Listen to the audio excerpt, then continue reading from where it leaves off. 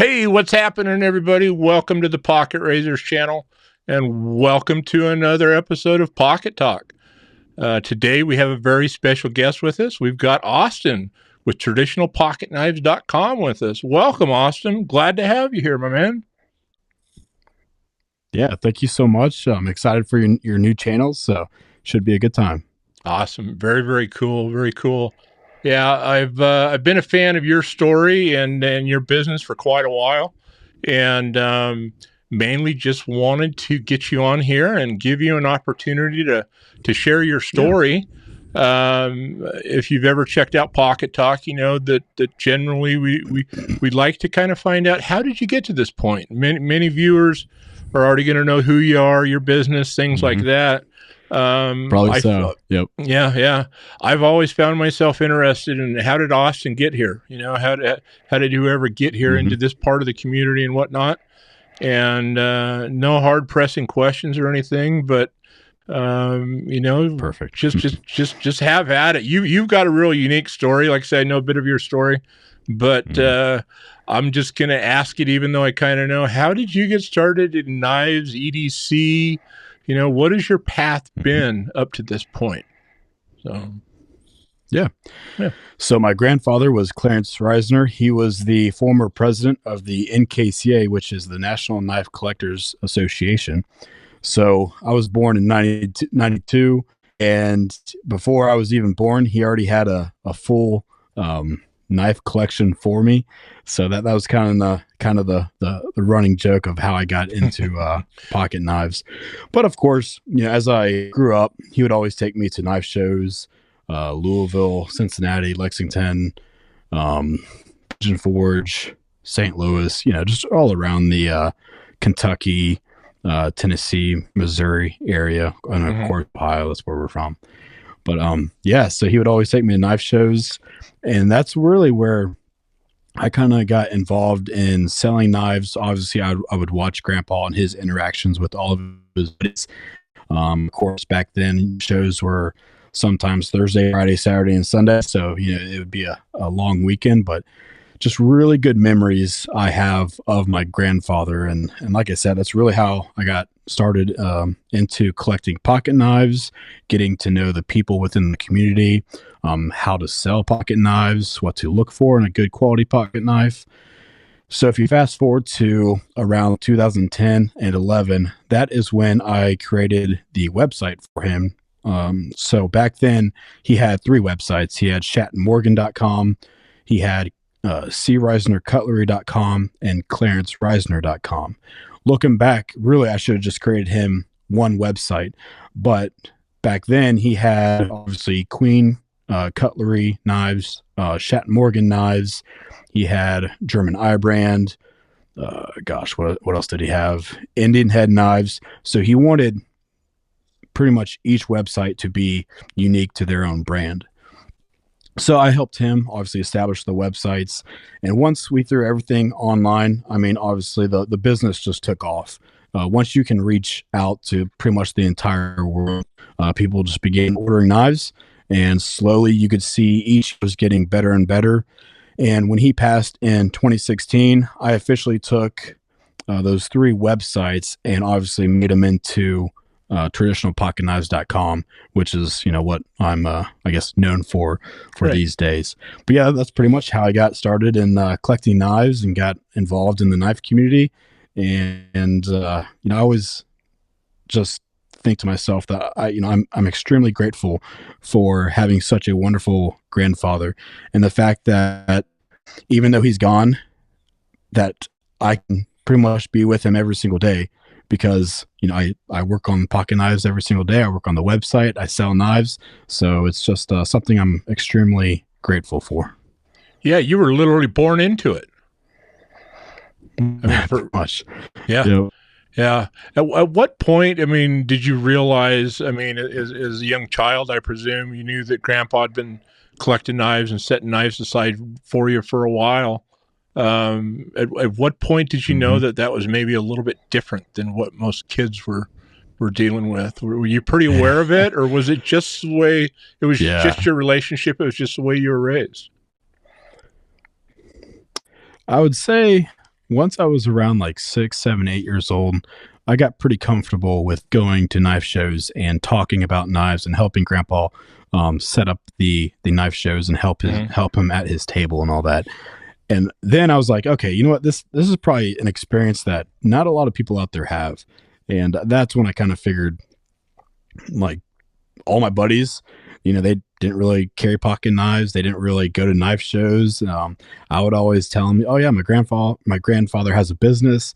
It's a pocket knife business. I got to go to a knife show this weekend." And they're like, "What's a knife show?" I'm like, "Well, it's like a knife and gun show, but it's only pocket knives." And it's just something I'm grateful for. That's very, very cool. Very cool. So, the assumption I make is Grandpa was very much into traditionals, mostly slip joints, and that's where you kind of picked that up along the way. Is that accurate or? Yeah, 100%. So he started the business. Really, it was just a hobby back in 1974. Grew into a business around the mid 80s and 90s. He began selling German eye brand, Bulldog, Kiss and Crane, Shat Morgan, Queen City, Q, just pretty much around those brands for a long time. And he really supported Queen Cutlery all the way up until the transition to the new ownership around 2013. Him and Bill Howard, who's obviously the president of Great Eastern Cutlery. So Bill Howard used to be the master cutler or engineer there at Queen Cutlery. And him and Grandpa would work back and forth, work on a whole bunch of special factory orders, of like 400, 500. So for, I would say, 95 to 2005 or so is the time that I look back and really understand that Grandpa is the main guy behind Shat Morgan, supporting that company and still pushing out the knives, and they were good quality, and what you see in a GC now, that's what the knives were back then for Queen Cutlery and Shat Morgan. Just really good traditional pocket knives. Very cool. Very cool. So always kind of with quality in mind, it sounds like. Yeah, 100%. Yeah, quality, tradition, like bones, woods, abalone, just all the traditional stuff you see in a pocket knife. Very cool. Very cool. Any favorite memories that you remember growing up with Grandpa and kind of doing those shows as a youngster? Good, bad, or indifferent, I guess, stories that stand out to you in your memory? Yeah, really no bad memories. The only bad memories is maybe being extremely tired, after a knife show. So we would just go straight to dinner and straight to the hotel and pass out the next 2 or 3 days. Good memories. Gosh, I loved watching Grandpa interact with all of his friends. And like, let's say the show started Friday morning. I mean, within 10 minutes, you would have 10 people around Grandpa's tables, all wanting to talk to him, all wanting to see Shat Morgan knives, the newest, collection he has available and all that. So watching Grandpa interact with all of his buddies, that's something that, like, it feels like yesterday to me. And very cool. Nice. Very cool. That's a neat way to grow up too. It's not always roses. Sometimes I grew up, in a family where we had businesses and traveled and worked on the road, did some shows and stuff like that. And it's not always the easiest thing in the world, just traveling and going to events to display your wares and stuff. For anybody that's never done it, it's not always the easiest. It's not always as simple as it seems. So. Yeah. So last year was the first year that we officially set up at Blade Show, and I hadn't been to a knife show since Grandpa held one in 2015 down here in Wilmington, Ohio, at the Roberts Center. And even though it had been a good 8-9 years, like, I knew what I was doing. So I wheeled all my stuff in, set up the table, wheeled all the stuff I wasn't going to use, wheeled it back out to the truck, and I was good to go. So it was nice. obviously I had been there before. I knew what I was doing, Right. and it just brought me back to those days with Grandpa. And even though he's gone, he's still right here with us. So Yeah, that's cool. Well, you've got that bond, Mm. and and had that growing up. So that's very cool. Mm. Any particular favorite knives that you recall? I mean, like your personal knives, or that you had growing up as a youngster, or maybe do you remember maybe your first knife? I know Grandpa was already collecting some for you, before you can remember. Oh, yes. But do you remember maybe your first knife that you carried or that you had by chance? I think the first knife I carried was a 4-bladed mini Congress. Okay. I think they're like 3 inches closed. They might even be smaller than that. But yeah, 4-bladed mini Congress. I don't know if it was an iBrand. It probably was, now that I think back on it. But it was just a knife that Grandpa had been using for a long time. And then when I was younger, of course, going to knife shows with him, I wanted to be like Grandpa. I wanted to have like a knife in my pocket. So I think he gave it to me. I have no idea where that knife is now, because he obviously gave me a lot of pocket knives. Right. And but to go back to your question, I remember growing up and seeing Grandpa have, like I mentioned earlier, a whole bunch of SFOs from Queen Cutlery. So like Shat Morgan reverse gun stocks, Congresses were big for Shat Morgan. What else? I'm trying to think. Peanuts were good. Yeah, Grandpa did a lot of work with like jigging. So a lot of red bone, brown bone, orange bone, and then he would have different kind of like patterns of jigging. So there's obviously like a seed jig or a corn cob jig. Yeah, just little stuff like that I think back on and can remember. That's cool. So that's, that had to be awesome as a young person. So, do you have any current favorite knives maybe that you carry? Have your taste changed much as you've grown up, or are you still kind of rocking some of the same stuff that you've always been a fan of, or do you like it all? Much. I do like it all, but I definitely have my favorites. So the one I carry the most, I don't know if you can see it here. There you go. Yeah. The GC 66 calf roper. I think I showed this pretty much on every YouTube channel. Obviously, you guys can see I used it, let it rust a little bit, but I absolutely love this thing. It's 3 blades. So you have your clip, your little sheep, and then a little spay blade right there. But so you got every blade that you could possibly need. And well, I guess that's a coping blade, not a sheet foot blade.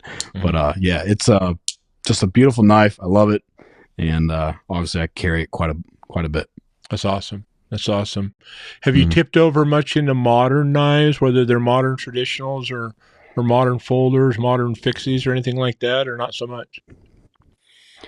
Yeah. So around 2019 is when I was still selling, at that time, I was still selling a whole bunch of Shat Morgan knives that Grandpa had, German iBrands, because he had a whole bunch. Great Easterns. Grandpa had a few case knives. He wasn't really a big case collector, but he had like some of the famous case knives. So we were still selling those. But around the end of 2019, 2020, that's when I began kind of getting into the more modern knives, because even though my website is called traditionalpocketknives.com, I wanted to include a little bit of old with a little bit new, a little modern. And that way when people come to the website, they can see everything. They can see knives. Well, not so much now because they're all sold out, but back in 2019, 2020, you could go to the website, see original or traditional pocket knives from early 2000s or 90s to obviously new modern knives at that time, 2019, 2020. So if you look at the website now, obviously I transitioned more to modern knives with Finch Knife Company. That's kind of really the first company I would say that I began carrying that is a true modern flipper style knife, folding knife. Moving forward, invested with QSP, got some of their product. Obviously, nowadays, I do a lot of work with QSP, but gosh, I'm trying to think what else. I mean, you can go to the website. I just picked up Vosteed knives. I just picked up Berg blades, Jack Wolf, Tactile knife company, just a whole bunch of new modern brands that I've picked up. Yeah, there you go. Yeah. So obviously Vosteed right there. I just put those on today. Sent the email out and took all the pictures. Daedalus Knife Company. That's a new company from Justin Lundquist and Evan Nicolaitis of Esnix. So they came together and formed the Daedalus Knife Co. And that's the lab. So it's a new release from the Blade Show. 2 weeks ago now. Right. So beautiful knife. I've actually sold out of the orange, and I only have one of the gray left. And then the blue is also pretty popular. I might be sold out of the blue as well. Yeah. But yeah, those are sharp looking. Beautiful knives. Yeah. And then Rosecraft, you've gotten where you do a lot of Rosecraft as well. I do an absolute ton of Rosecraft. I mean, Rosecraft was the brand for us last year. I mean, obviously you have Great Eastern. Great Eastern is in its own category, right? I mean, they're the top dog. But as far as the second best brand on the website, Jack Wolf and Rosecraft are probably tied. I just am able to get more Rosecraft because Andy, who's the main dude behind Rosecraft, he produces a lot more knives. I guess just whatever factory he works with, allows him to do that. Right. But that being said, obviously, I mean, I move an absolute ton of Rosecraft knives. The quality is really good. Here, I got the new Savage Creek gun stock. If you can see that there. Oh, very cool. Here, let me throw you back up here. These. Yeah, sure. There we go. There we go. We released these Friday morning of Blade Show, and I think the stags lasted maybe a minute or so. Let me get this opened up for you guys. There you go. Nice. Beautiful stag, beautiful clip point, a good swedge on it. Yeah, that's beautiful. I mean, I don't think GC hasn't done a sandbar stag. This is red deer stag, but I haven't seen GC do any kind of stag for, I would say, a year and a half. I think it's difficult to get, is my understanding. But who knows? Yeah, very cool. Mm-hmm. Very cool. So do you think that, speaking of Finch, you know me long enough as a consumer anyways to know I have a Finch problem. Oh, yes. Not maybe as bad as some. A lot of people do. Yep. So to me, I think of those as modern traditionals. Very much to me, modern materials, modern function. Obviously, you're throwing a flipper in there, but very much tuned into the traditional vibe, traditional design, stuff like that. Maybe not across the board, but definitely it seems to me that they wanted their stuff to kind of remain in a traditional sense. Jack Wolf's not that far off of that either, really, but I think Finch is really, to me, at least in my young knowledge in the knife community here, it's the first I was aware of trying to kind of blend that modern and traditional style.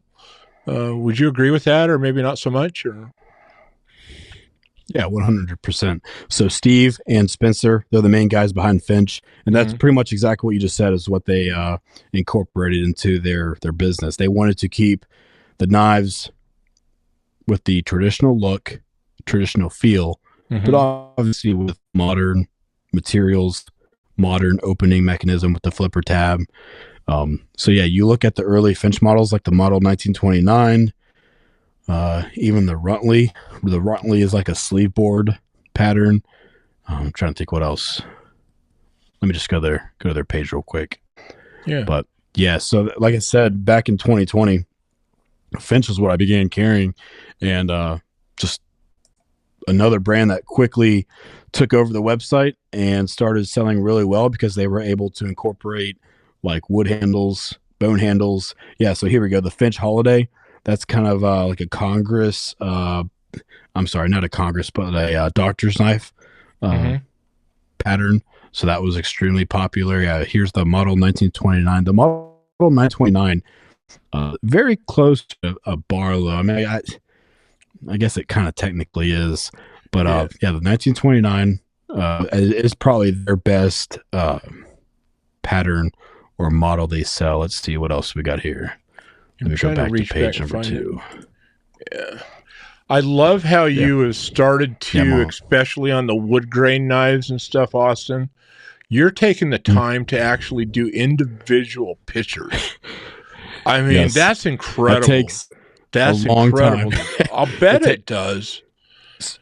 So that's a lot of knives it takes to open, a long unbox, time. and photograph. 100%. So, but what we eliminate there by doing so is obviously, let's say I didn't do that, and I have 20 wood handled knives. I sell all 20. Well, one person doesn't like theirs, so they want to return it. Then another person doesn't like theirs, so they want to return it, and then they want to, switch or whatever. Right. And so what this obviously eliminates is any kind of confusion, and it's easier on the consumer. It's easier on me, and that way they can go to the exact picture they want, exact knife. They click on Finch Buffalo Tooth Cocobolo Wood number 19. They buy it. We go over, pick number 19, ship it. They like it. We like it. It's all good. So it takes away a lot of confusion, but at the same time, it obviously adds to the time that we have to picture and all that. But as long as the net margins are at least 35% to 45%, it makes sense for us to do that. But anything lower than 30%. The time's not worth it, and I would rather just issue a return label and a refund or cancellation or whatever, right. Or swap knives. But that's kind of the I don't know reasoning behind what we do here. So yeah, I think it's great. I finally caught up to you. Got some holidays down here. Oh yeah, I finally got up on the screen share. This guy right here. I'm just going to go ahead and ask it. You have any of these stashed in a corner anywhere? So I ask everybody that. I've been looking for one of these for a couple of years now. I can't find one. They are extremely difficult to find, especially the white bones. I remember in, early 2020, I think is when that pattern came out. That was the first Finch that really sold within a few minutes. And then I'm like, okay, Finch is definitely onto something here. And so, once all those sold out, I think they made one more run like a year later. And of course, those sold out real quick, and they haven't touched that model since. So that's probably why it's so difficult to find. Yeah, no, exactly. Well, and it sounds like you were kind of mentioning a little bit earlier about how much does the knife company dictate? Say, I mean, and we'll get to Ohio River Jacks here in just a few, but if you go to an OE and say, I want this knife, I want these 4 colorways, I want X amount. Do they literally, depending on the volume, can you go in and say, I want 10,000 of each? And they're going to say, there's no way we can do that. We'll give you 500. Are they kind of controlling a little bit more the number that can be produced? Or is it more a budget of the investment to get that order placed? Great question. So mainly I've been working with QSP now, with me partnering with Devo Knives, with Colin and Kevin over there at Devo Knives. I've had the experience of working with Best Tech, Concept, QB, and a lot others. But as far as working with QSP, so let's say I create my own design. When I first started around 2019 and 2020, I would send over the pattern. So I would just create like a 2D drawing of the knife, send that over with my email that listed in bullet point in order exactly what I wanted out of that knife or the design. So after that, they would create the CAD or 3D drawing, send it back to me. I could look at it. If I gave the go ahead, they would make the prototype, send it to me. And then from there, that's where I can, once I officially approve the prototype, then I can start figuring out what handle materials I want.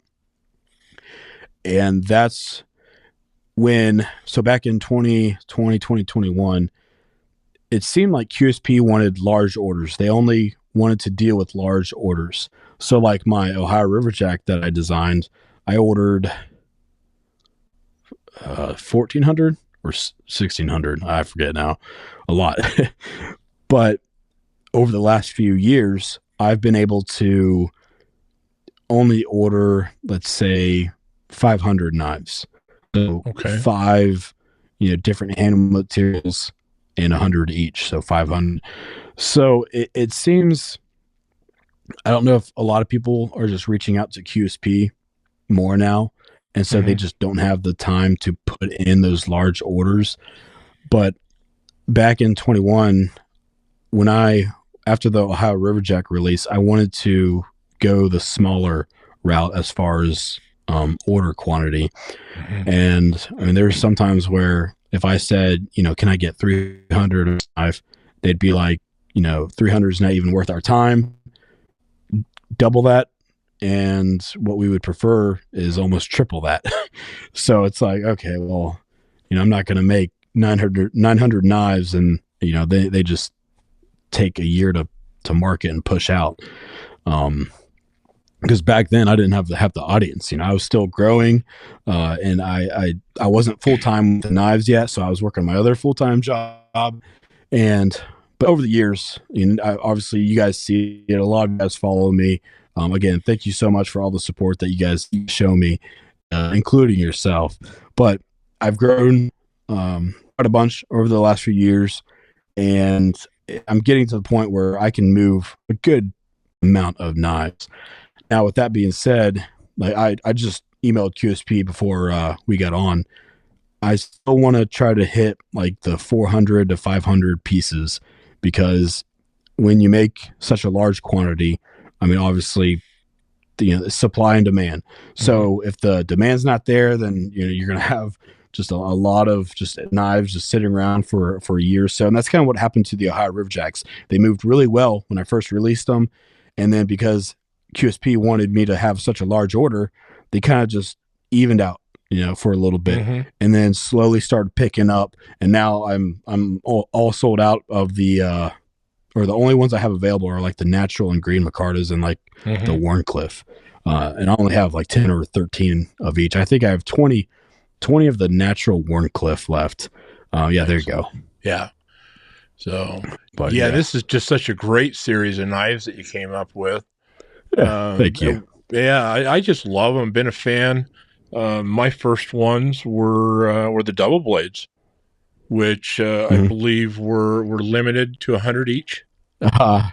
Yeah, exactly. So that I was able to get 100 of those. Yeah. Because they originally wanted 200 of each, and I'm like, in the double blades, can we please just go 100 of each? And obviously those sold out quick.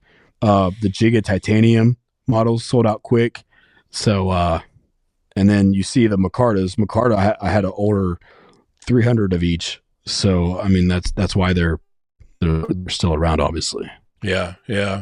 So the Giga titanium, it seems like anytime you do that pattern, boy, those are the first to go. And I was sleeping when those hit, and it was like, holy crap, now they're gone. No Giga titanium for me. So, but I've been able to pick up some of the micarta stuff though. So, and then you got the Lake Champlain, and that came in kind of after the original Ohio Riverjacks, right?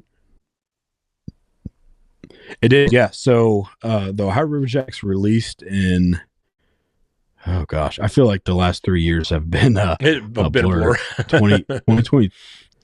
22 or 21, I don't know. But about a year later, I was able to get my Lake Champlain Barlows out, and that's another one where I had to order a whole bunch, but this time I was able to say, hey, can we, instead of 10 knives, can I order 20 knives, 2 different blades each, and keep the pieces like around 25 each? So I still met the however many Lake Champlain Barlow orders I ordered.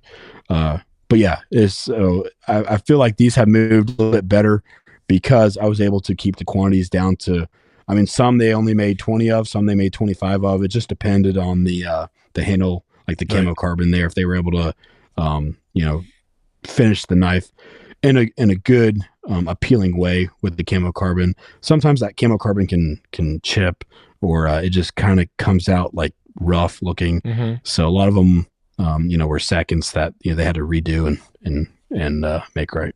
Gotcha. So not necessarily always the easiest material to get consistent results with, then, huh? Pretty much, yeah. Yeah. So micarta is super easy to work with. Jigted titanium, the saw cut titanium that you see there, obviously all that's CNC, all that's machine work. So that is extremely easy. But yeah, when you start working with camo carbon, fat carbon, that changes up the game. You start working with Keraynite, other handle materials that are like acrylic or resin.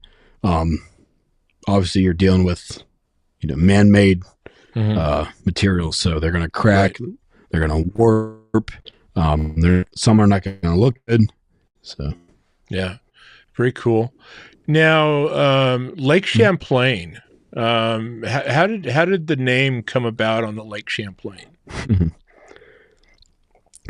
Yeah, so Grandpa served on the USS Lake Champlain CV-39, an aircraft carrier, back during the Korean War.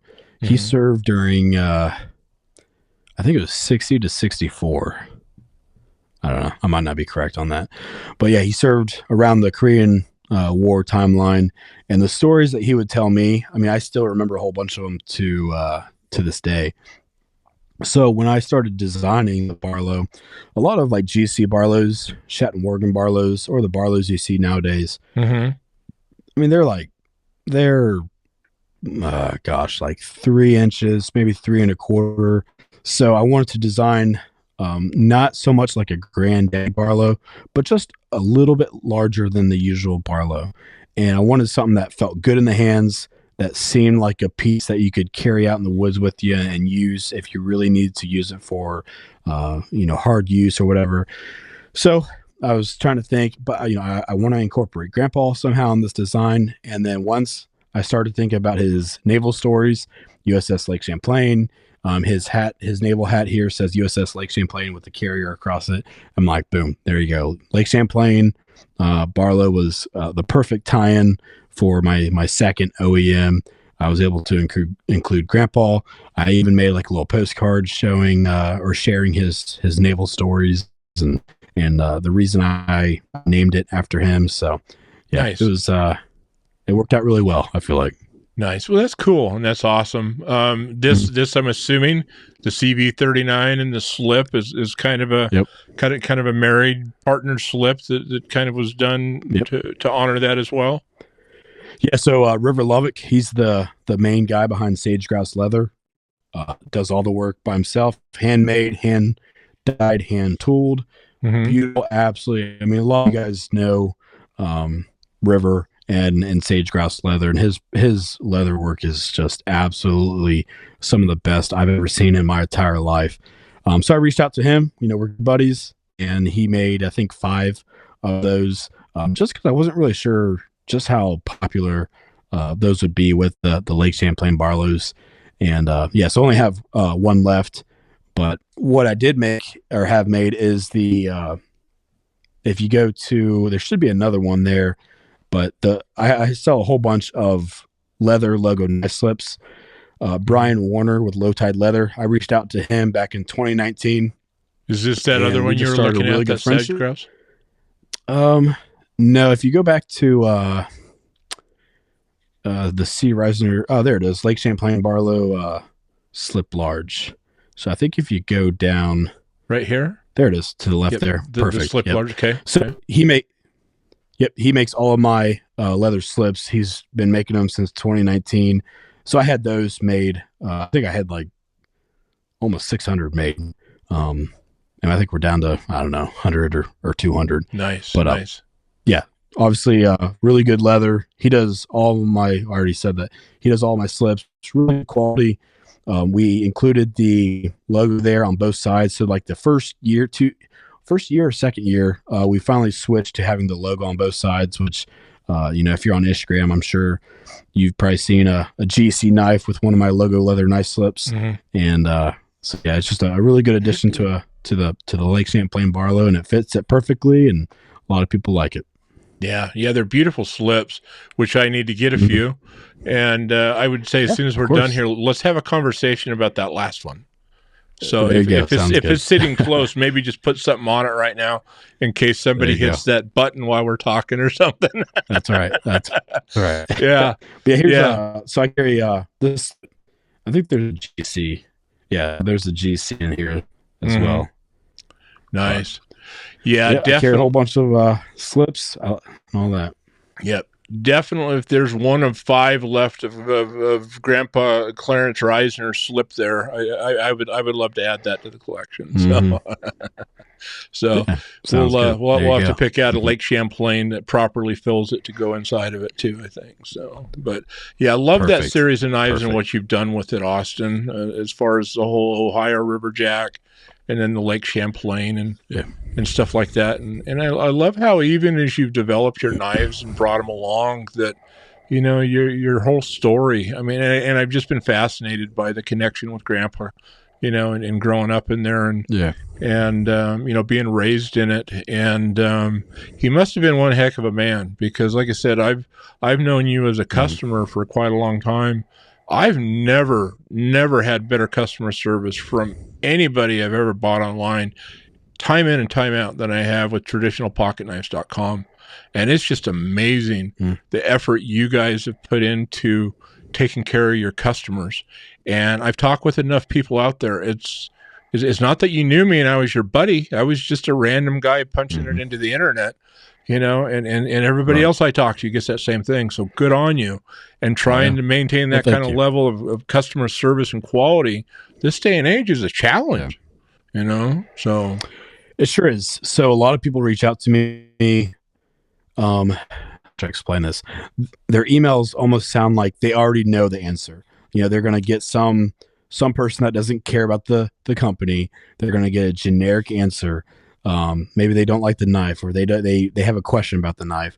And so you can already tell just the way how they word the email, like they're just waiting for like a robot response, right?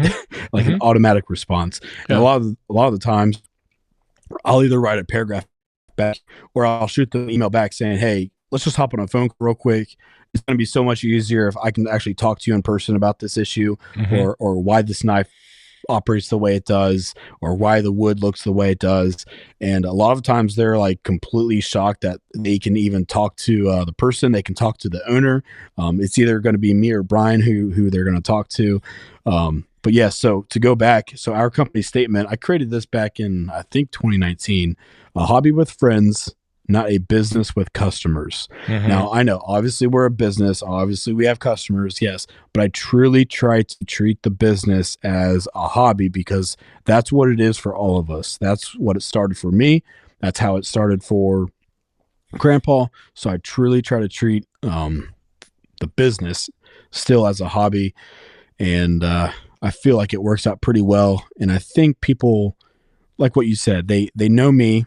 They know my customer service level, what I expect out of customer service when it comes to myself and Brian.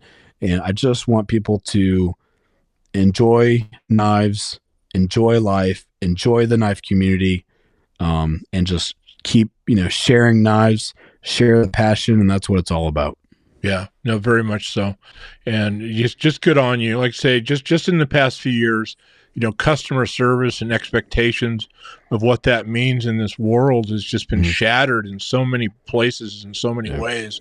And to see good quality customer service hang on, and I think that's one of the reasons our business has done so well over the years, is we've always been down to earth kind of guys that tried to treat our customers like we wanted to be treated. Oh yeah. And quite honestly, it really is that simple when you think about it, but so many people don't process that stuff anymore. And good on you for staying there. I'm guessing that's the way you were raised and you were taught, and that's probably all would be my guess. So yeah, I mean, so that, like I said earlier, that really goes back to watching Grandpa interact with the customers at the knife show. He would always try to take care of customers and even like give them a good little deal, knowing that here in 2-3 hours or the next day they would come back and maybe buy even double the amount they did. So And I was going to say real quick, some of my favorite emails are, let's say I get a rude email from a customer. Oh, I can't believe you shipped this knife to me. The wood handle doesn't look good, or who knows what people complain about. My favorite thing to do is either, like what I mentioned earlier, give them a call or say, hey, let's just, before we misunderstand each other in email, let's just hop on a phone call. Mm-hmm. And once I can hop on a phone call with them and show them my personality, show them how much I love about pocket knives, and I can turn that bad attitude into a good attitude, which for a few of my good knife friends nowadays, they turn into those people turn into my good friends, Mm-hmm. and they keep buying knives throughout the years. So it's interactions like that where I don't know. It just makes me thankful that I have the opportunity to change somebody's attitude or mindset regarding maybe an order they didn't like, or they didn't Mm-hmm. like, I don't know, whatever happened. Yeah. And yeah, I think it's fun, and it's a challenge, and I don't know, it's just something that's interesting to me. Yeah, well, no, I hear you, and it's a prideful moment too, because I don't think Exactly. as a business owner, I don't think any of us ever like it when we either get that call, get that email, and somebody's Mm-hmm. upset, regardless of whether it's justified or not. Right. And Yeah. if your business is anything like ours, oftentimes there's a misunderstanding usually. And like you said, That's it's just exactly as what it simple is. answering a question or explaining something to somebody. Every once Yeah. in a while, it happened in my store today. One of the new guys Mm-hmm. had a little bit of oops. He's still learning the ropes. Got a little Yep. something on a customer's seat in a car they weren't supposed to. But the crew did what they were supposed to. They stopped. We addressed it. They came in and said, "Hey, what do we do?" I said, "Give me a minute. We'll be out there." And a customer was right there. Yeah. And hopped in and got it. He says, how come they stopped? Why didn't they just fix it? And I said, well, that's what we do here. If something doesn't work out right, we stop, we assess it, we talk to the customer, we make them aware of it, and make sure they're good with the fix. And in this case, I screwed this up more than they have, and they came to get me because I probably knew Mm-hmm. how to take care of this one without causing damage to your car. And he's like, great job, There you go. and he was not at all happy about the stain on his seat, nor should he been, you Mm-hmm. know. But he was Right. kind enough Yeah. to give us the opportunity to straighten it up. And business people aren't perfect, Mm-hmm. and mistakes will happen. Yes. And Yeah. and to I was gonna convert say an I make upset mistakes customer. every day. So Yep. Oh, yeah. That's why you're so smart. yeah. Mm-hmm. Yeah, Find me that's right. find me a smart Yeah. person who hasn't made a whole lot of mistakes. I'm just saying. Oh You yes. know. Yeah. Oh yes. Yeah. Yep. So well, that's awesome. So what kind of other stuff have you got on the horizon there as far as products or new releases or anything Yeah. like that, Austin, that you want to show off or talk about? Mm-hmm. Blade Show was 2 weeks ago, so that's kind of where I showed off my two OEMs, which I have here. So let's obviously my second OEM was that Lake Champlain Barlow.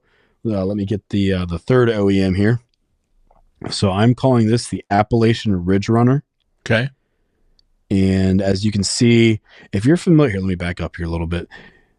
So if you guys remember like a good Mountain Man pattern from Queen or Shat Morgan, Okay. that's kind of what this is resembled after. Hopefully I can get that in the screen there. There you Yeah. go. There we go. Yeah, you got Yeah, lanyard hole, a smooth spine, a beautiful clip point blade, hollow ground S90V titanium, fat carbon handles. So it's like what I just said, based off the Mountain Man.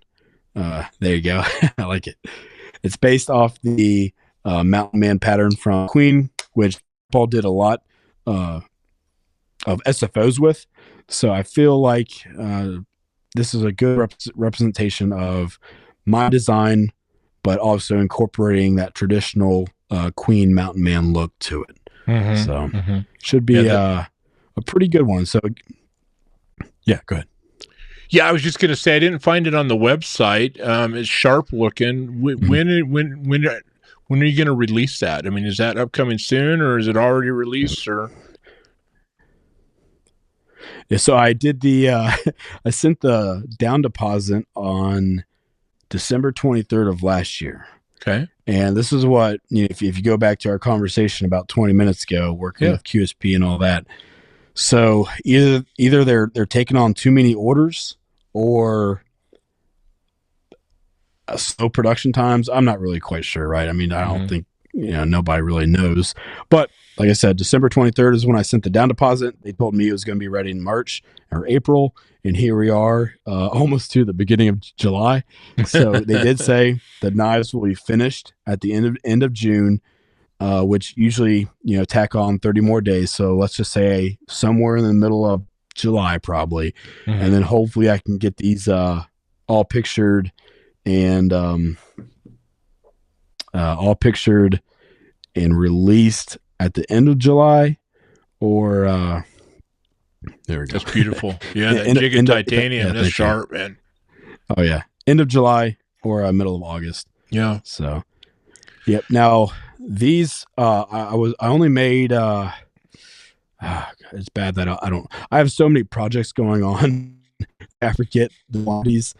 But these I was able to cut in half. So like my Ohio Riverjack and Lake Champlain order, I think I only ordered maybe 800 or 700 of these. So I cut they were able, because I do so much business with them. They finally agreed to cut the minimum order quantity in half.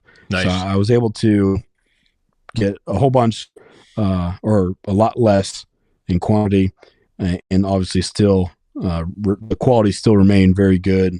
So I think that will help push these out the door maybe a little bit sooner than usual. Nice, very nice. So, and that's another thing, and it's good that you kind of explain that, because I think there's a few people out there, particularly the creators that are coming up with their own knife designs, that talk a little bit about it, some of these issues of getting these knives produced, and what a long process it can be. And that's one of the things I think of the knife community in general. The manufacturers can get beat up on, in my opinion, pretty rough sometimes. And I don't know that consumers always know how much is really involved in getting from an idea to a finished product on a shelf, and the logistics that are involved in there. I mean, you just described what was estimated at about a 4-month process that looks like it's going to turn into an 8 or a 9-month process. And that's, I'm assuming, once you reached out you already had the design part. That's when you were ready to kind of reach out and start the process with them, right? Right. Yeah. So, I mean, if you think I had to pay a 30% down deposit for this Appalachian Ridge Runner production run. So that's, I won't tell you the total amount, but 30% is a good chunk, right? So that 30% sitting there for 8-9 months, like I could use that for a whole bunch of other stuff. Sure. And that's what, so, I met with QSP at Blade Show. We all went out and had dinner. It was a really good evening, but I was able to kind of explain to them some of my concerns. And that was one of my concerns, is when I'm submitting a 30% large down deposit, on these knives, and I can't get a return on them until 8-9 months down the road. It's like, you guys gotta work with me. Either you take a lesser down deposit or you get my knives out quicker. But at the same time, it's like, I always tell them, I don't rush my production. I don't want quality issues at all. So I would rather they just take their time, as much time as they want, just make sure the quality is good, because I know that whenever the knives come in, I can market them well. And my I have a very loyal, fan base. I don't enjoy the word customer. To me, that goes back to the whole company statement. But my fan base is extremely supportive, and I feel like whenever I can hold a release for these, they'll probably move pretty quickly. And so going back to what I said with QSP, I always stress quality first, time can come second. But that's just what you mentioned with the whole production process. It is sometimes extremely frustrating, and it can be long, because you're emailing them back and forth, back and forth. And of course, they're 12, 13 hours behind us. So, when they get to work, it's like 9 p.m. Eastern my time. So, usually I can stay up to about midnight and go back and forth and email them and hash out all the details that need to be, figured out. But the process can be extremely frustrating. And at first, when I began working with QSP, oh my gosh, it was extremely difficult. But now years, what I want out of a modern joint, they know, how should I say this? We just understand each other a lot better. Sure. So now emails are quick and to the point nowadays. But if you back up 2 or 3 years ago, going back to all my detailed, bullet point emails, that's really how I got my points across about, the walk and talk on a knife, what the bolster grooves need to look like, what the knife needs to feel like, what the back spring strength needs to show or needs to feel like. So it was quite a learning process, I think, on both sides for the first year or two. But I mean, we're good now. The only issue I have right now is production times.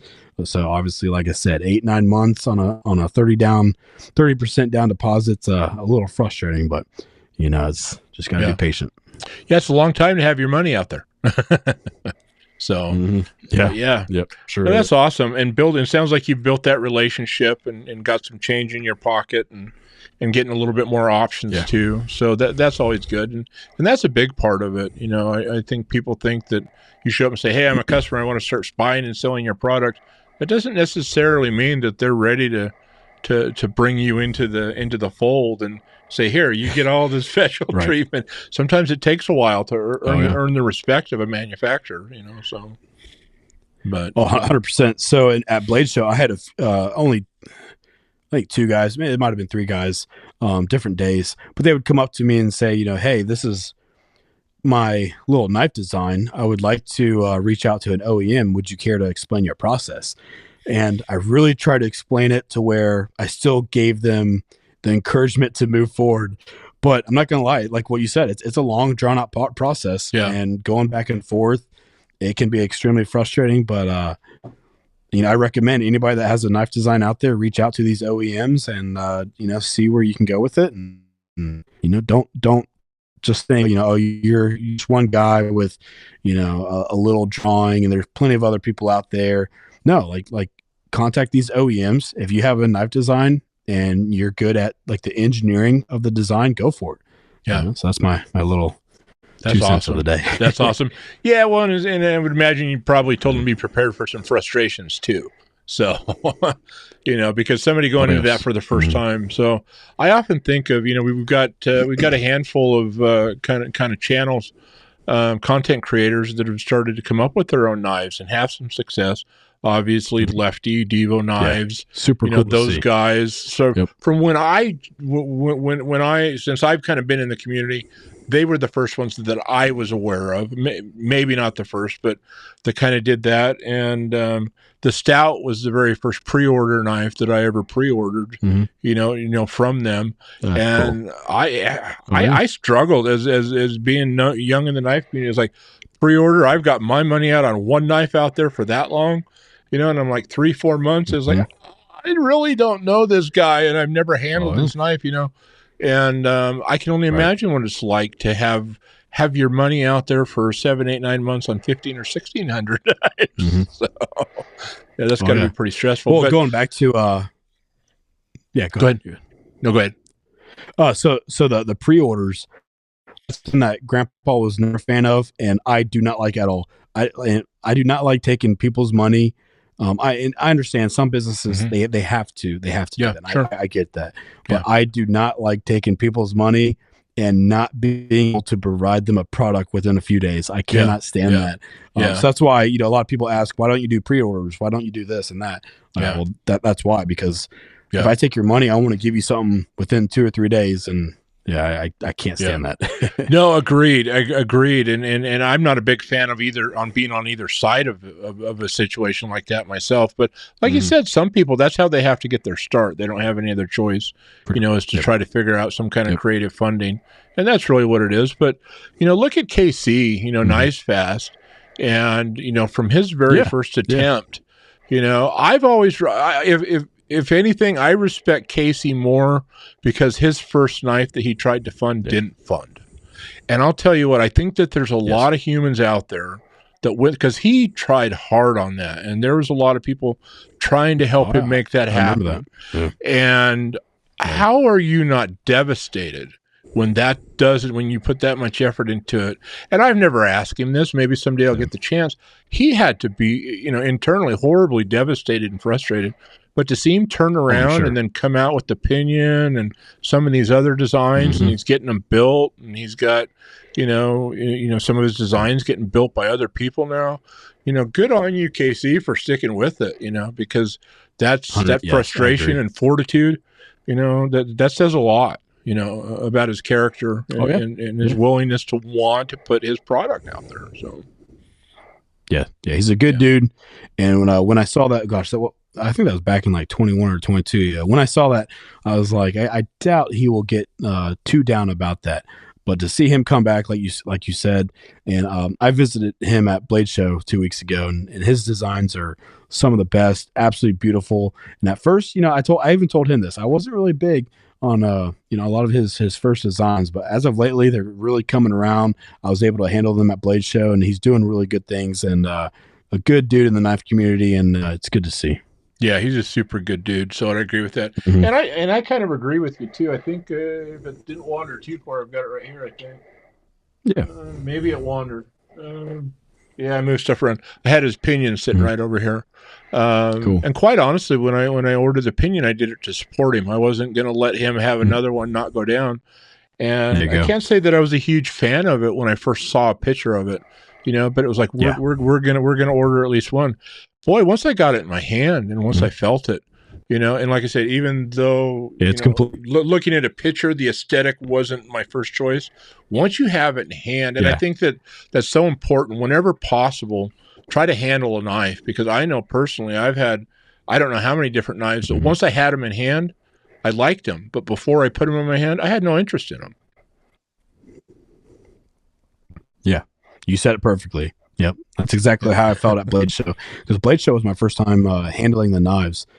Even like some of his older knives, I'm like, oh, this is almost completely different, because you look at the picture and it's like, I might like that, I might not like that.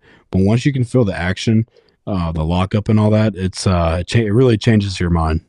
Nice, very cool. Yes, it does. Mm-hmm. And it's I think that a lot of us that don't have really good knife stores to go to, which I think is a shame. Even in Portland, up north in Oregon here, there's kind of a knife manufactured mecca. There's not a ton of great knife stores to go into up there. Drive 4 hours south, into a much smaller, we got the Army Navy store, and we got a sporting goods store too. I'm not finding a Finch in this town. I'm not finding an Ohio River Jack in this town. You're just not going to. And knife meetups, knife shows. Get out and handle them whenever you can, however you can. So, and by all means, if you got to order them in, buy them from somebody reputable that might work with you to return it if you don't like it. But, there you go. Yeah. Well, and that's why Brian and I, we really try to take really good videos and add, so if you go to any of my product pages and knives, we're always going to have, with newer stuff as of like within the last 2 years, we're going to have product videos. So I feel like the product videos help a lot of the customers when they're trying to shop for a knife and think about how it's going to feel in their hand, after looking at the dimensions and all that.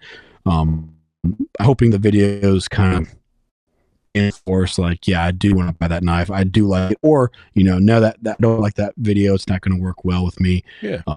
So yeah, you, sir, are a marketing genius. I intentionally clicked on this one. But yeah, here's one of your videos you were just talking about. Mhm. I Let's see think if- from the preview, if you actually click on the product page, is it? Did I go to the wrong place? So let me get back here. I think you're on like that little preview. Yeah, let me Yeah, get if you back just go into to it better. exclusive knives, Yeah, I hit the quick view, I think. it should so, be right there. right there. Yeah, yep. Come on, get in there. Get in there for me. There we go. There's a better look. There you go. There we go. But yeah, no, these are the kind of videos right here that you're talking about. Looks like Exactly. got all those Yep. guys. So Yep. you hearing that come through? I think we got the sound on. So I d- hopefully our guests are hearing I do. There you go. I don't, but Okay. hey, that just means they got to go to the website and look at the video. So There you go. Right on. Get over there, traditionalpocketknives.com, and there you go go. hook our man Austin up. So you took the Ultim to a whole new level, my friend. I appreciate that. Yeah, The PP Penguin. that's right. 100%. Yeah. Yeah. And So I should. I think the stickers on the store there, but yeah. So I created, for all those that don't know, I created a little sticker. So obviously, what model we just showed there was the Ultim QSP Penguin. So during my marketing, I created a penguin standing on an iceberg in the Arctic, and him or the penguin peeing off into the ocean. So is that on your sticker pages? Is that where that's? I think I've got. Might be. I think I've got it. Yeah, here, hang on a second. We got to show this off. And I guess before we show this, are you a fan of Yellow Ultim or not so much? And if you don't want to share, I guess you don't have to. I guess that could be an awkward question for you to answer. So, yeah. But am I a fan of it? I love it. I think it's absolutely beautiful. And the fact that you can see through it is, to me, it's super neat. Now, I get why some people don't like it, but yeah, obviously, I mean, that's one of my main carries. I carry that in the prototype for the button lock gray Giga Titanium Penguin. But I absolutely love the S90V. So in that run of button lock penguins, they're hollow ground S90V and super slicey. And like I said, I carry that as my everyday carry pretty much. Yeah. No, they do such a good job with that whole penguin line. So I've got the XL for the big bear paws. Yeah, I love that XL size, my man. Heck yeah. So I've got several of the other ones as well. But man, that XL was a dream. What do they call that? The plus size, I think is what they called that. So yeah, for us bigger bear paw guys. Yeah. So that's awesome. I'll have to be the first one to tell you. I haven't been a big fan of the Yellow Ultim from the aesthetic. I won a giveaway from KC, and there was a Yellow Ultim Dust Devil that was part of the giveaway that I got his fixie blade. Yeah, and exactly what you're talking about. I immediately forgot about the color when I pulled that thing out and put it in my hand, and the milling on the Ultim itself felt so good in my hand that all of a sudden it wasn't about what color it was anymore. It just felt good. Right. And quite honestly, between that, you having a little bit of humor on it, it's starting to grow on me a little bit. I don't know that I'm going to have a whole lot of them, but I've considered picking it up a Yellow Ultim here or there, so. All right, good. But no, good. I'll never forget seeing that first PP Penguin deal coming out there. And you need to go look for some of the Ultim videos, folks. You want to see it in the video.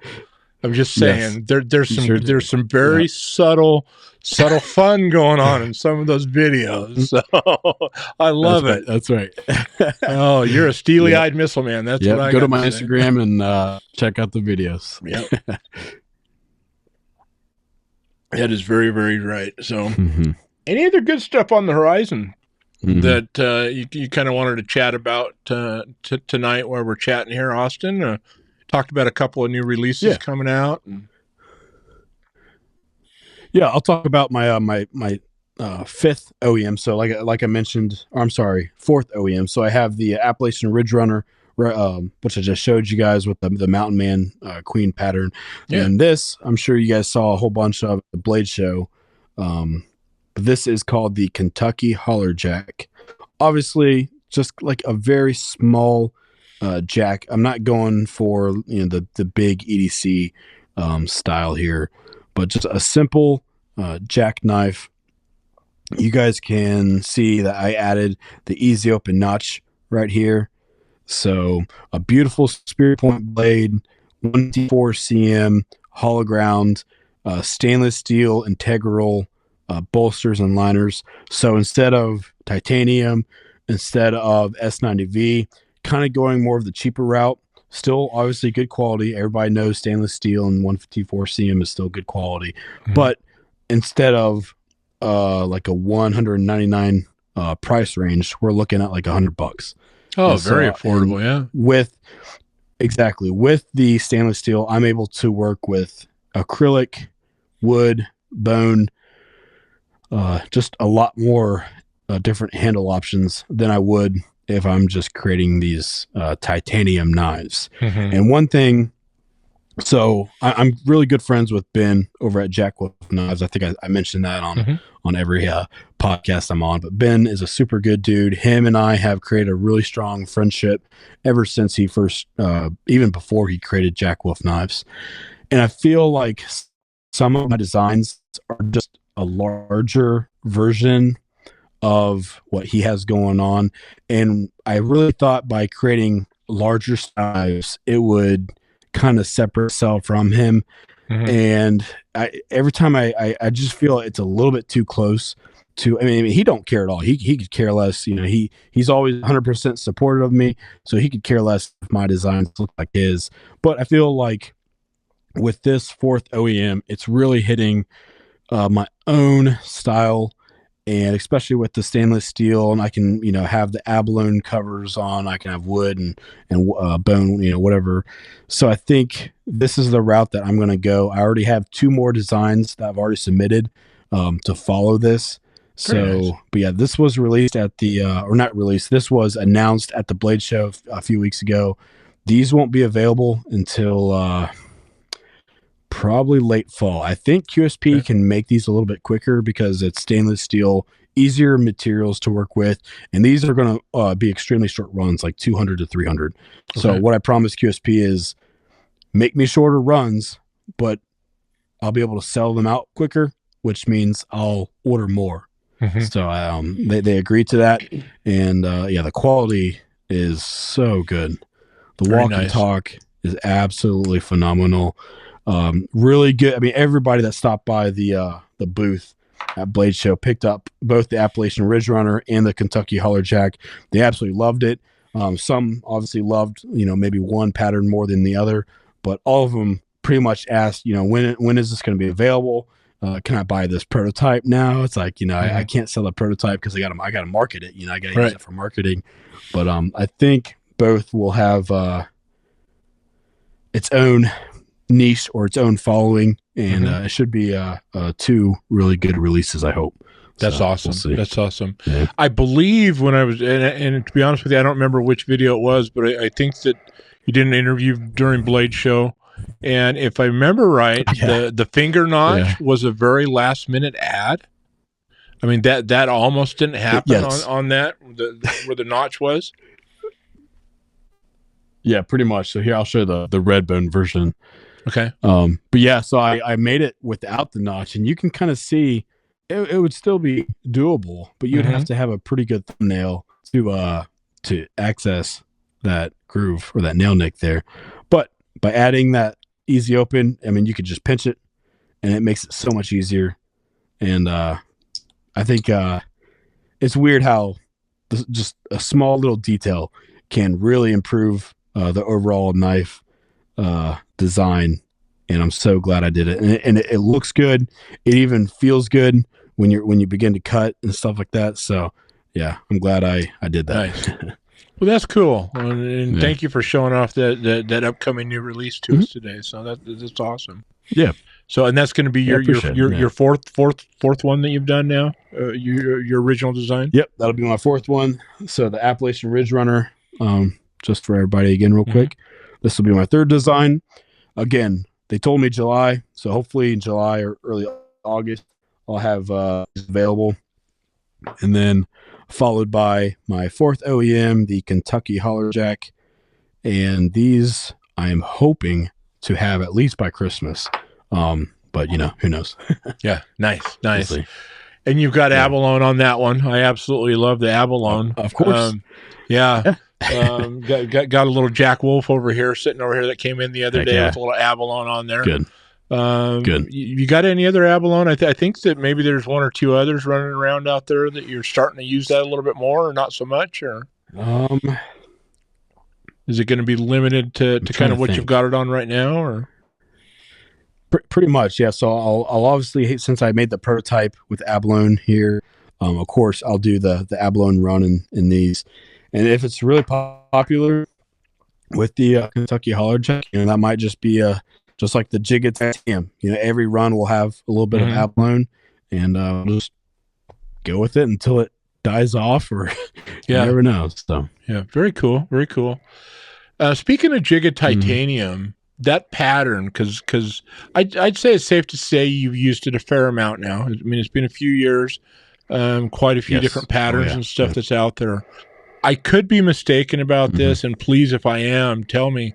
But you had a fair amount of involvement in developing that pattern on that Jig Titanium and getting that to kind of coming around. Is that accurate? Do I remember that right? I'm reaching back a few years in my memory bank here, so. Oh yeah. No, yeah, you're 100% correct. When I first asked if they could jig the titanium, they didn't know what that meant, and that's when I kind of learned where I got to start including pictures with all these emails I'm sending the OEMs. If I can include pictures, that's going to be so much easier.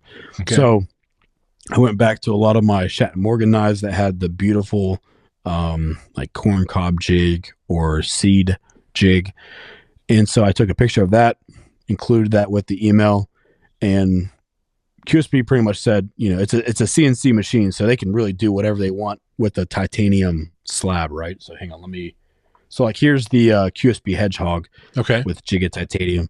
So they told me I can have any milling or jigging I want out of the titanium because it's super easy for them to make. So I kind of first hand drew how I wanted the jigging to look, and then I was able to find a computer program like Photoshop or Adobe Express to where I could really more in detail show how I wanted the jigging to look and to feel like. And then going back a few emails back and forth, we were finally able to get it to look how I wanted to on the knife. Because there's what they didn't understand is, let me try to hold this with one hand here and point. So they had the like jigging running all the way up to the bolster grooves. And I said, no, that doesn't make sense, because if you look at an old Shatton Morgan knife, there's always that tiniest bit of room where the jigging ends and then the bolster groove begins. And so there's a few things that I had to explain there. They had like the jigging, like the jigging holes coming off of the knife, if that makes any sense. So like, it's very flush right there. You guys can see that it's very flush. It looks good, but they had like the jigging like holes like coming on the outside edge there and stuff. So just the very minor details that obviously I had to teach them and tell them what to do with. Nice. But yeah, to answer your question, it took a while to finally get what I wanted, but it turned out really good. I don't have any of the Jig Titanium Ohio River Jacks with me, but you can pretty much see what they looked like with this QSP Hedgehog, and it turned out really well. And yeah, something that the guys really like. Here, let me get both of these up. Well, they feel great in hand. I've got several of the QSPs that have it on there. I have a Finch Buffalo Tooth that has it on there, and a few of those. And yeah, it's a great texture. So, a great grip. It feels good. You're cutting into food, or you get oil on your hands or water, whatever. It's not going to slip. It provides a really good grip. So a lot of people, I feel like, don't think that texture will provide that. It does. And like you said, I mean, it's super nice, super comfortable, and it's really fun to use. Nice. Very cool. Yeah, cool. Well, thank you for telling me about that. I mean, I'd kind of always made some assumptions there. And I had overheard a few things years ago on it and wasn't really sure on that, but yeah, I thought you had a fair amount involved in that and developing that. So thank you for sharing that. So. Yep. Good. What other gems have you got coming up there, Mr. Austin? Oh gosh. So a lot of you guys know Devo Knives. I have 4 or 5 projects with them. So I think first we have the Lush coming out, which will be the second release of the Lush. The first release was back in December, and those sold out within 12 hours.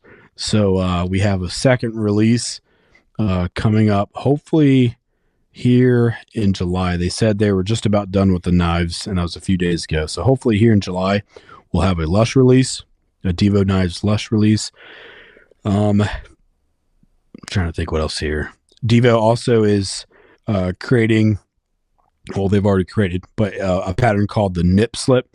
So they had the Nip, which was like a folding knife, a modern folding knife. Well, we created a joint out of that pattern. Oh, and really? QSP is actually the OEM for that pattern. So there's going to be, it's only going to be a 300, 100 of each. I forget what the handle materials are, but I think orange, green. I don't know. It's all fat carbon, so it'll look so good. And yeah, so that's going to be called the Nip Slip. So I'm hoping to have a little fun with the marketing there. Oh yeah, we'll see how much I want to push it. I want to see how much I want to push it. I want to still be professional about it, but have a little fun, because that's what it's all about. Absolutely. And then there's like 2 or 3 other projects with Devo. Oh, I have you mentioned the Stout earlier. So the Stout V2, which we released in February, I think they all sold out again super quick. I have my own exclusive run of those coming, and those won't be available probably until late August or September. But I'll have my exclusive run of those, which I'm actually really looking forward to. I wish I would have kept one, because I absolutely love knife. I should have kept one, but yeah, I'm sure I'll keep one that releases here in September. And trying to think what else. So that pretty much wraps it up with Devo. There's a few more exclusives. Head over to Lefty EDC's channel. I'm sure he can explain, or he probably already has explained all of the projects that he has going on there. Yeah. But, yeah, there you go. Yeah, I love that blade shape. That blade shape is right. Yeah. It's sexy. I mean, it really is. Oh yeah, it sure is.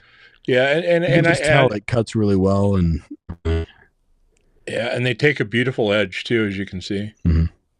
No. Oh, for sure. Yeah, no, that's cool. They definitely been a neat one. This was the first knife that I learned how to reverse flick on. So I was so angry when I waited for this and I got it. I'd had a bad day the day that this arrived. I mean, like a really bad day at work, and I wasn't in the best mood to begin with. Came home, opened it up, was like, it's finally here.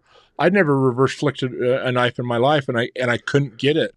I was like, it was like 3 days later, I was still angry at it, and I was like, oh, I want to sell it. And I picked it back up, and I was like, oh, dummy, you just had to figure it out. It wasn't the knife at all. It was you. That's right. Yep. But sure. Yeah.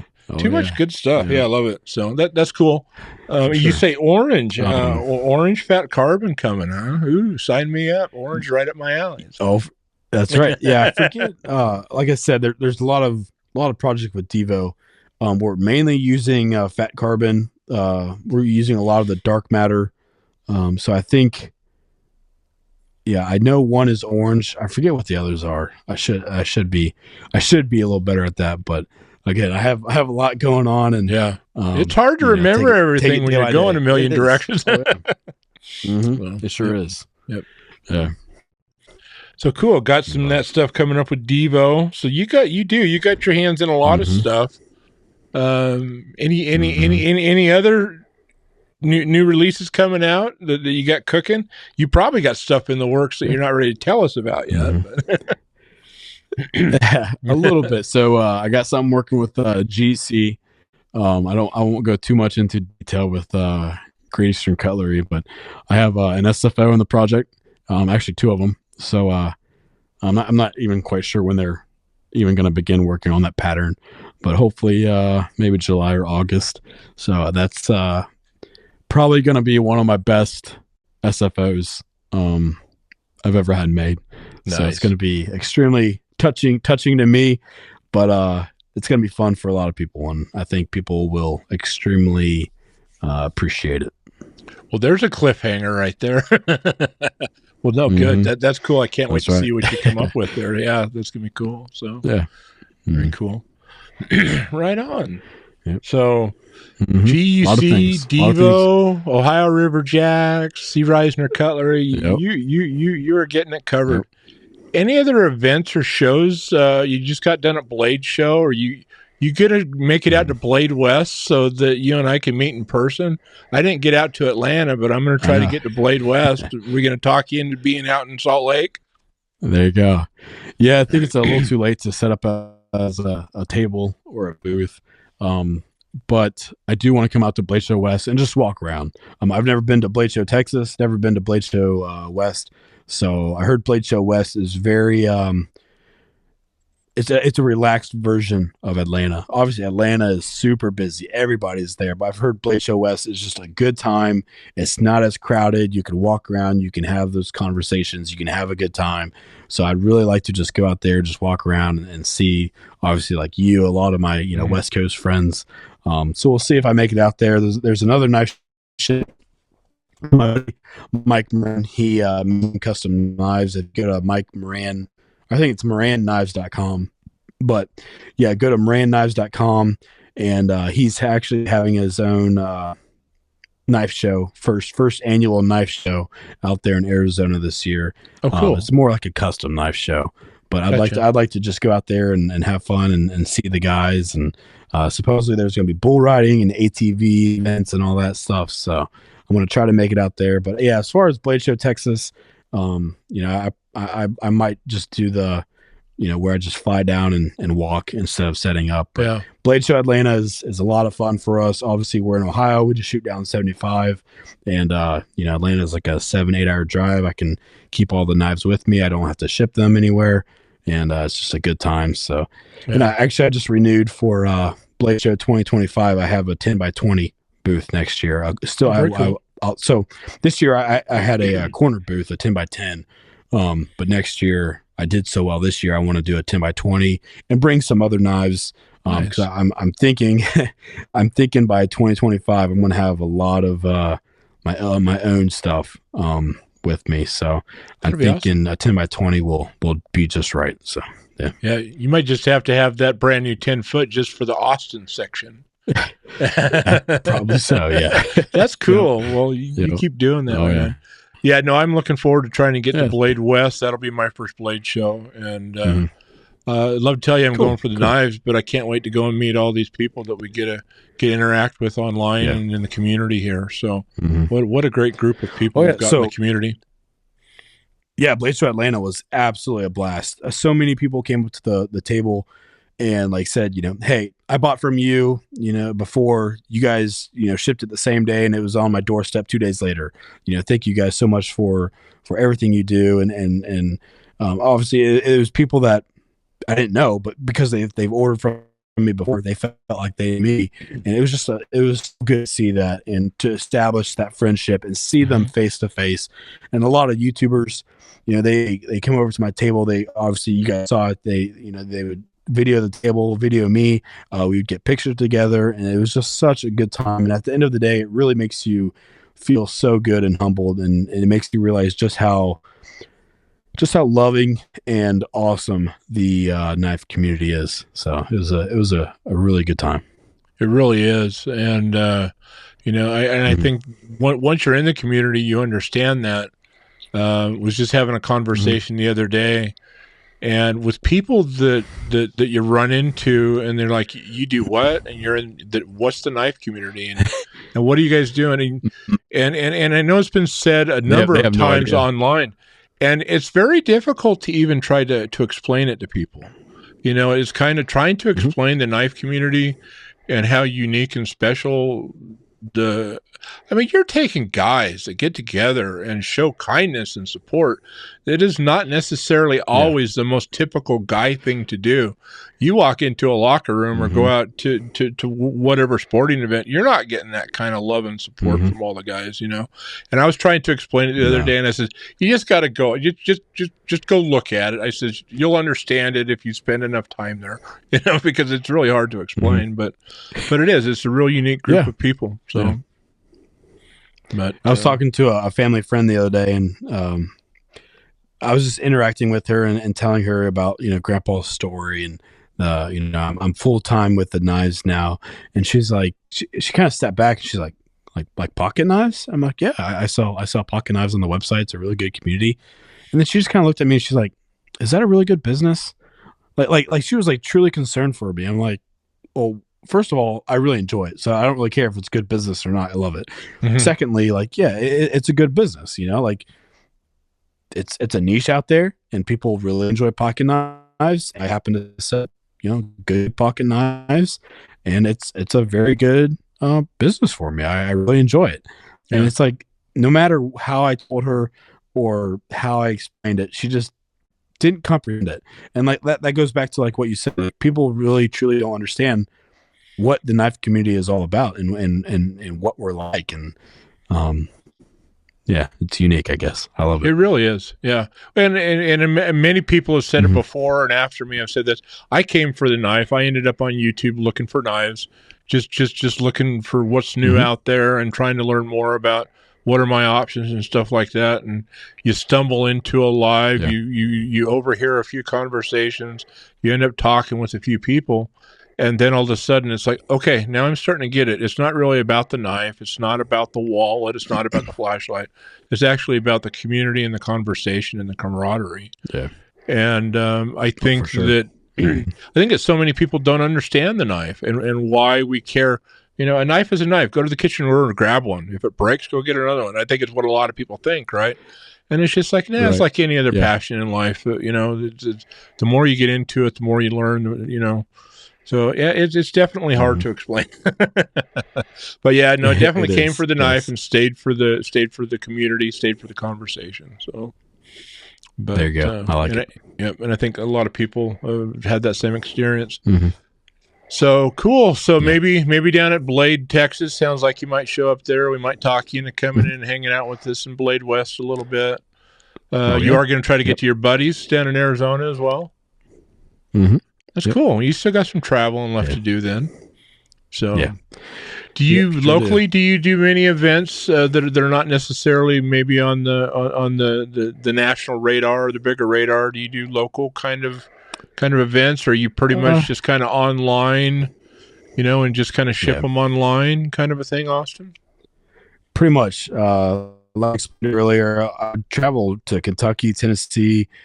Do a lot of knife shows back in the day with Grandpa. And I feel back in the day, like that was the online portion. Like that was the social media person, or that was the social media part of the knife community.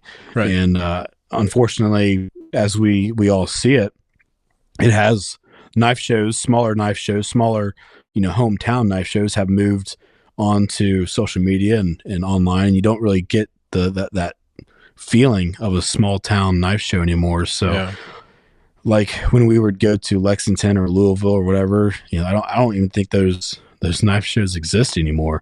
The NKCA, you know, my like I said earlier, my grandpa was the president of the NKCA. I think they closed down in like 2012 or something like that. So as far as little local knife shows, I don't really know of any. I don't really do much trade shows.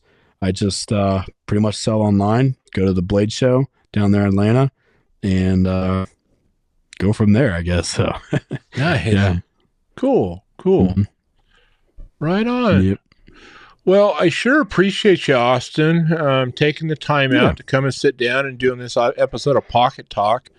If you ever have any other stuff that you want to share, by all means, let me know. I'd love to get you back on here, and sure. You know, especially when you get some of your new stuff maybe hitting. I'd love to get you back on here and see some of that as it gets closer. But I was going to say here in about 3 or 4 months, I'd love to come back on, and I'm sure I'll have a whole bunch of new stuff for you. So that'll be fun to sit down for a little bit and go over them. Absolutely, and can't wait till they start rolling in and start checking that out with you and seeing what's happening. I hope everything goes well as far as not being too delayed. Yeah. Yeah, We'll hopefully your I'm working 6-8 that, months so doesn't turn we'll into see. 10 or 12 on some of them. But so Yeah, I sure hope not. right on. But no, I sure appreciate you coming in. Any last thoughts that you wanted to share or throw out there that maybe we've neglected or something I forgot to ask you at all before we kind of start to wind this down at all, my friend? Yeah, I just say anybody that wants to go to the website, check out the website. Any questions, feel free to call me. If I don't pick up, leave a voicemail, text me, message me on social media. But yeah, please go to the website. I update that website daily. I put a lot of effort into my website. I feel like it's a really good site for anywhere from beginners to old-time collectors. So yeah, if you really want to know me and get to know me, feel free to reach out, hang out at the website, go shop for a little bit, and text me, and we can always talk about some pocket knives, and who knows where that first phone call will lead to a really good friendship. You betcha. I will make sure I get your channels, the website, any of your social channels you want in the description down here too. So for anybody hanging in with us and watching us, make sure you check down in there. But traditionalpocketknives.com is basically the website. They're going to get access to everything that you've got at traditionalpocketknives.com, I believe, correct? And then over on Instagram, C. Reisner Cutlery over on Instagram, is that right? Or do you also run the Traditional Pocket Knives on Instagram? So Facebook is C. Reisner Cutlery Company. I created that back in like 2016, but on Instagram it's Traditional Pocket Knives. Okay, so I mixed those up. Okay, gotcha. Yeah, all good. All good. Yeah, get over there and show Austin some love, guys. And you're not going to get better customer service experience from anybody. I can promise you that. I've tried to trip him up plenty of times, and I haven't been able to do it. So, there you go. So, sometimes I need to look at my calendar before I order and say, "Am I going to be in town?" So it doesn't sit on the porch for 3 days because he's going to get it there that fast. Right. But no, thank you very much. I appreciate you doing this episode of Pocket Talk, and everybody do get over and patronize this man. Check out Austin, bug him, bug Brian over there, make him ship stuff, work late into the night for you. But thank you very much, sir. I appreciate it. Right. And until next time, we're gonna hit you up with a peace out. And remember, do something kind for somebody. And we'll look forward to chatting with you next time, Austin. Thank you very much, sir. Cool. Thank you, man. Appreciate it. You betcha.